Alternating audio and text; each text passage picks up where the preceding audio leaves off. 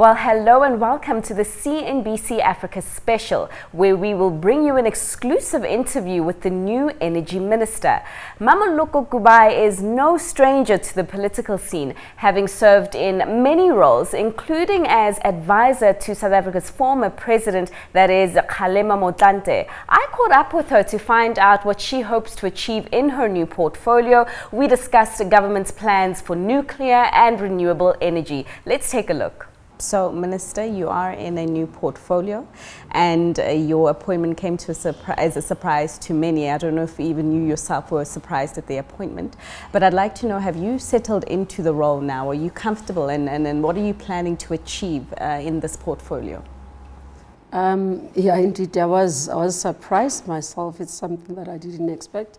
I am settling, not 100% there. I think I'm above 80.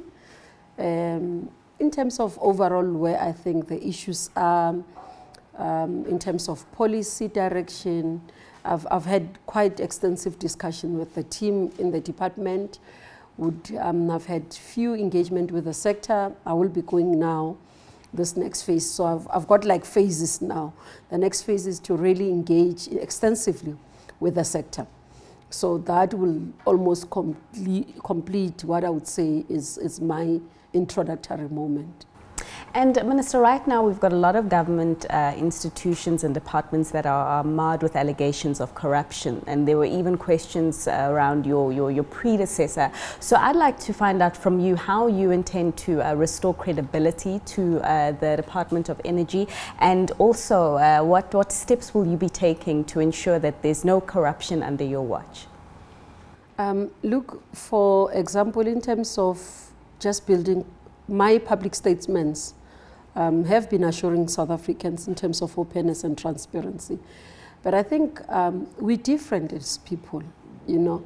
I think we must give former minister cut her some slack. She would have tried in a level best in doing things.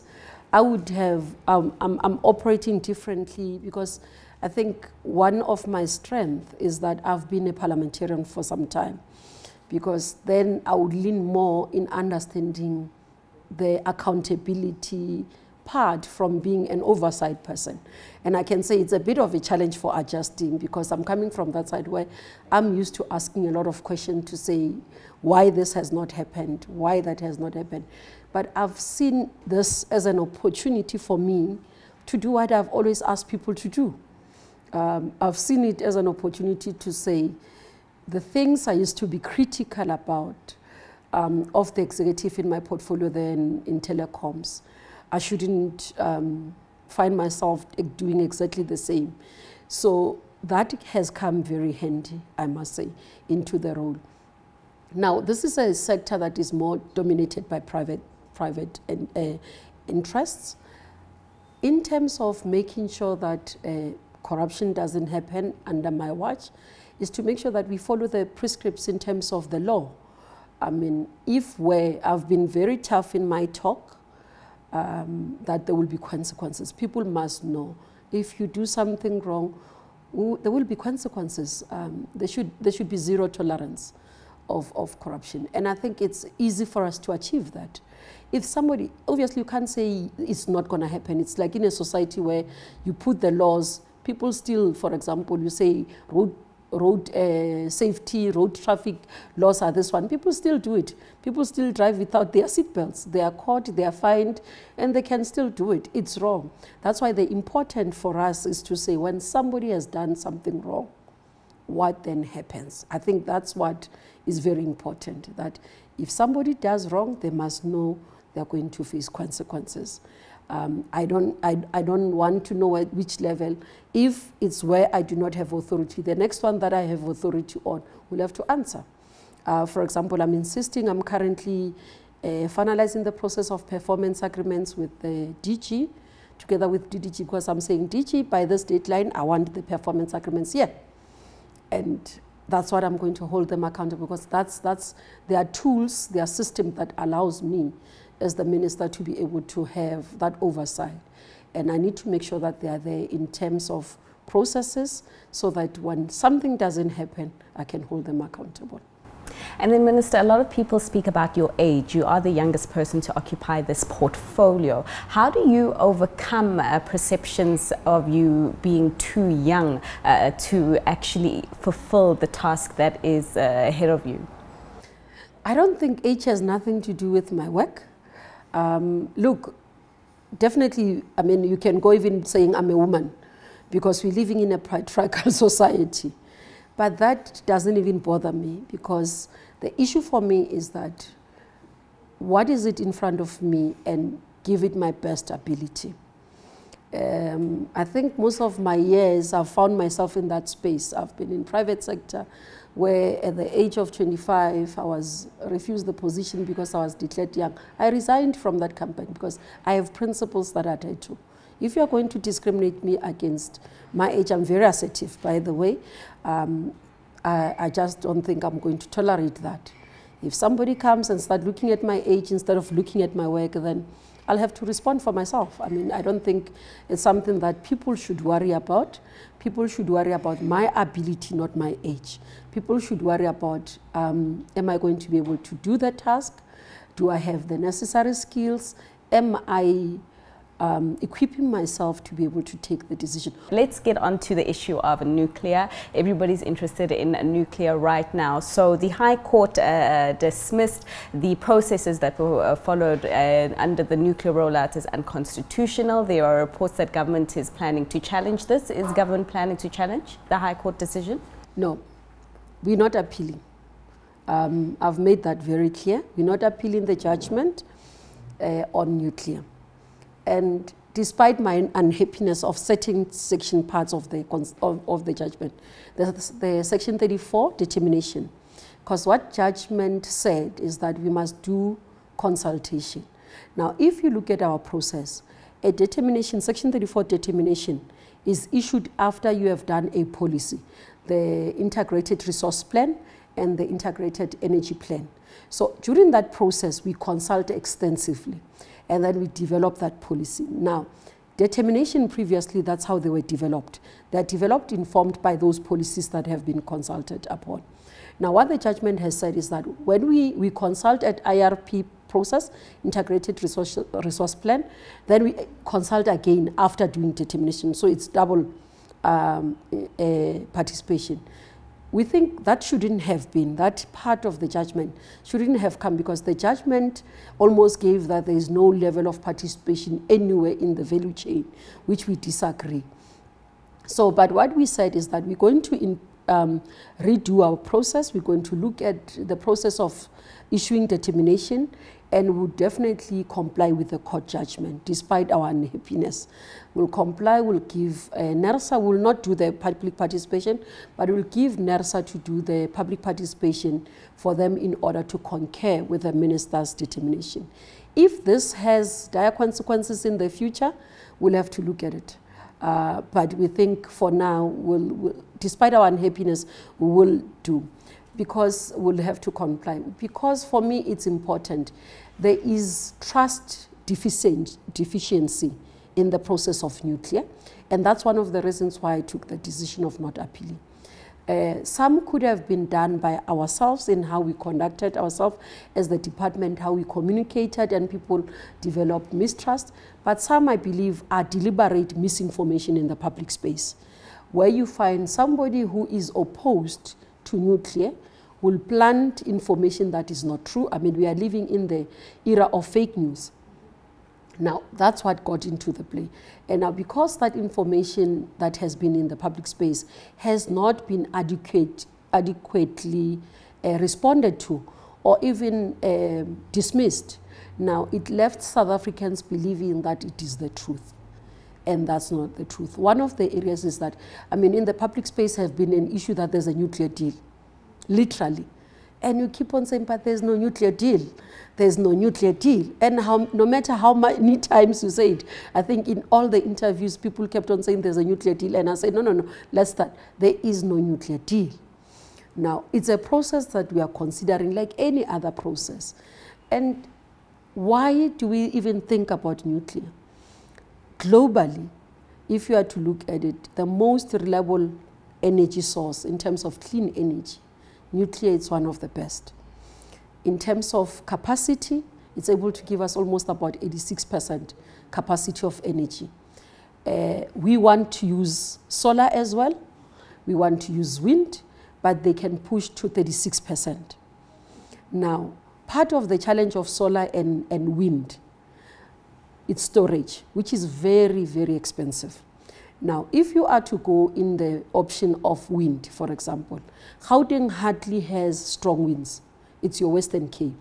Now, if you are to go in the option of wind and Gauteng you do not have wind, it means you must, at the days you have wind, generate energy and store it. Now, the day you have not been able to have wind for many days, it means we're going to face blackouts. That's why our policy is around energy mix, having various sources of energy, because we think they will be able to assist us, but as well be able to support our economy, because our responsibility as the department is security of supply. Now, security of supply does not only talk about today, but it talks about securing energy for 10 years, for 20 years, for 30 years, for 50 years to come. But then what's your response to the comments that we simply can't afford nuclear, and that right now you've got a situation where Eskom has got excess supply of electricity, that perhaps nuclear doesn't really fit in the energy mix? No, nuclear fits in the energy mix. The issue of currently, that's what I'm saying, our responsibility is not about today's work. Our responsibility is about the future.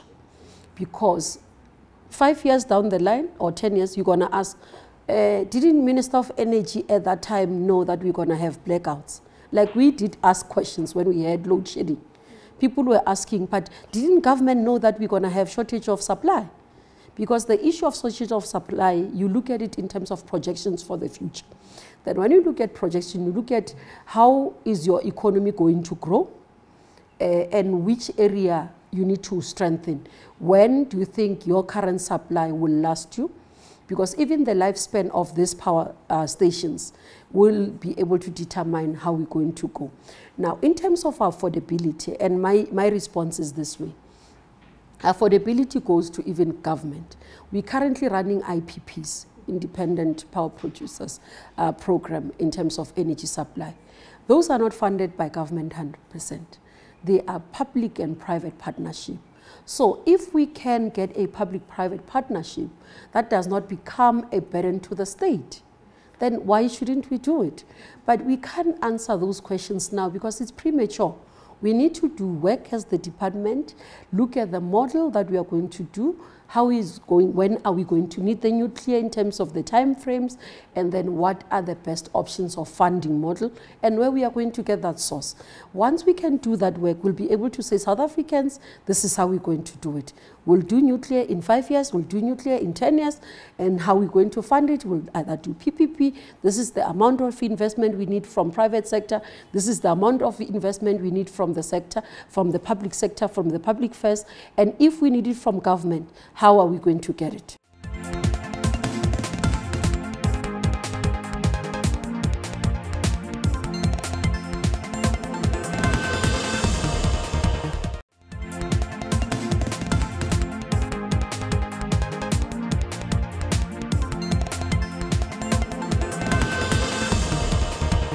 Welcome back. Some have said that the new energy minister, who was appointed only about a month ago in President Jacob Zuma's surprise cabinet reshuffle, was put there to push the agenda of the contentious Gupta family.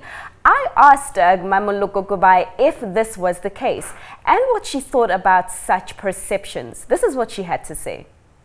And Minister, just going back to the nuclear deal briefly, how do you respond to murmurs in the public space that you were put in this portfolio to make it easier for a family right now, the Gupta family, to pass through the nuclear ambitions that they have for this country? It's very sad that we have such a state, to be honest with you, of debates.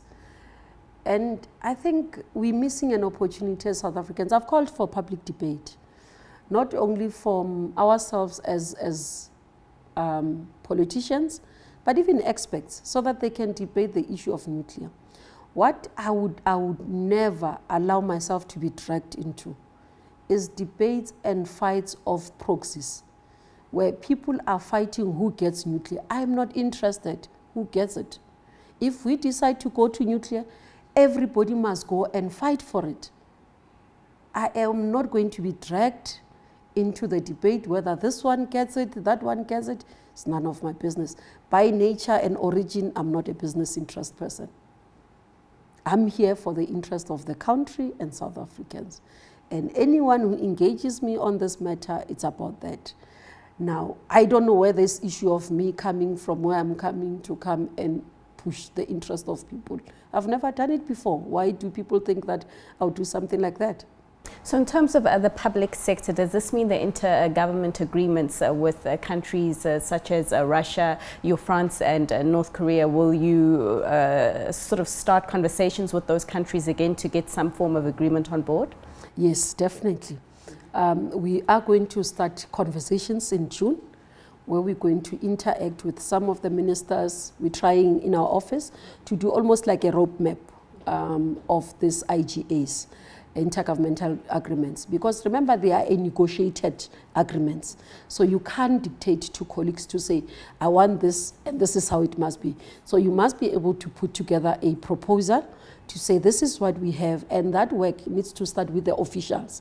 So the team in the office, technical team, will have to interact with those countries in terms of technical information. They look, they do the negotiating, come back to me to say, Minister, these are their interests, these are the areas, this is where we think we should agree, this is where we can agree. And then once we have that, then we can start the process where politically, as the executive authority, because that's the political head, then I can go and sign. So the signing becomes the last part of it, but the process has now started in terms of reaching out to them, and then the negotiation and interaction will have from June, where I'm in conferences, for example, and then I find one of the colleagues, I'll definitely ask for a bilateral, just to explain ourselves, as from government point of view, what the court judgment means and what we intend to do. So that's what we intending to do. And then, Minister, in terms of the IPPs, what's the standing there? Because there was some time where Eskom had held off signing any new agreements because of concerns that it would cripple its balance sheet. Your view on IPPs and the standing? When I got into office first week, I received a letter that says, Minister, you are signing IPPs on the 11th of May. And I said, that doesn't work like that with me, unfortunately. My signature is very valuable because it means tomorrow somebody can take me to court and say, you have agreed to do this. So I said to the team, let's go back, give me what is this, explain to me, because I was still orientating myself. Now, as part of the briefing I received from the team was saying to me, look, we were not able to move forward because there are concerns from Eskom, and this is what. And I asked if the concerns of Eskom has an impact on the sustainability of the project, and they said yes. So they said, I said, can we do without Eskom? If we are to proceed, if I sign without Eskom, does it mean anything? They said, no, as long as Eskom is not coming on board, Minister, these things, it's ceremonial. So I said, okay, let's go back. We went and met with Minister Lynn Brown. We sat around the table, we interacted, and then we agreed to have teams. I have a responsibility for the sector to provide direction, but to protect those ones who have come into the program through our request. So I have the duty of their interest so that they can have return in investment as well. So I met with her, we agreed to put together the teams to listen to what Eskom is raising, and if that, so that the technical team can look at the validity of their concerns. Is what Eskom raising valid? Is it something that we must be worried about? And if it is, how do we get around it? How to ensure that we don't just go ahead full steam and compromising them, but equally, how do we protect those who have invested so that there's return on investment? So it becomes a win-win situation. No one is aggrieved in the process. So the team has been meeting. I met with the DDG this morning. They are almost at the final stage. They will be able to give us some feedback. How soon? I'd given them until the first week of June, and they said to me they are almost ready. So not the 1st of June, the first week of June. So they should be able to give us the report. Once their reports are ready, they'll give me the report, they'll give Minister Brown a report, we'll look at it, and then we'll have a meeting. And then once that is done, depending what the report is saying, then we'll be able to determine where we are going. But the future of the IPPs is there. That's why for us is that we sustaining them in terms of governance, because currently where they were sitting, they're sitting outside structures of government. They do not have legislation that is guiding them. There's no governance structure. And even part of their operational funding was not really secured.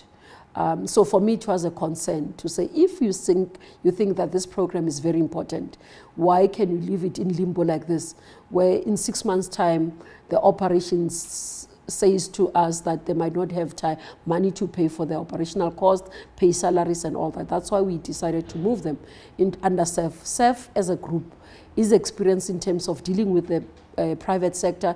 They do trades, they do all those. So the expertise is there in terms of dealing with private sector for us, that we can be able to have them there. But as well, the reason why other people would say to us, why are you not establishing IPP as an independent entity? Government's process currently is to review, to stop expanding. Deputy President is leading the IMC on SOC rationalization and reform.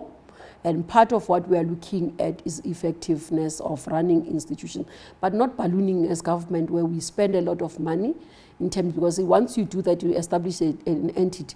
It means I need a new board, I must pay for that board.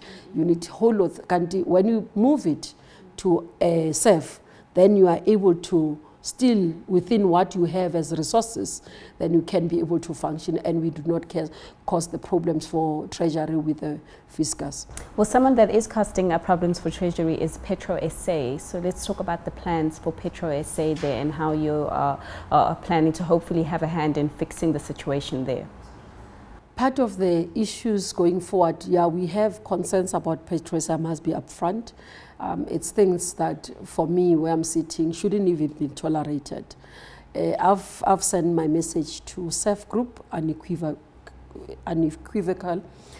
But, I mean, you have an entity, one, that has so many vacancies in terms of leadership. We have a problem, for example, an entity that ran a project at a loss. You have an entity that, despite its financial challenges, where they saw that the books are going down, we would not have enough money in terms of the projection, but still paid bonuses.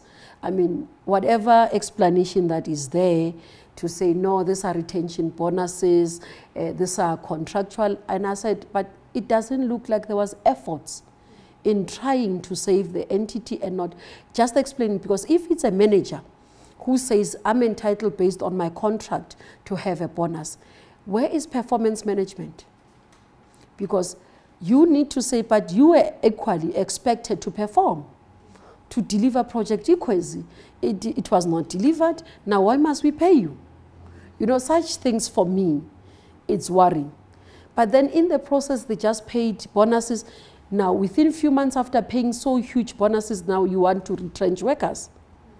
I mean, you're making ordinary workers in a company suffer your negligence at a higher level. I think it's just unacceptable from where I'm sitting. It's something that shouldn't be.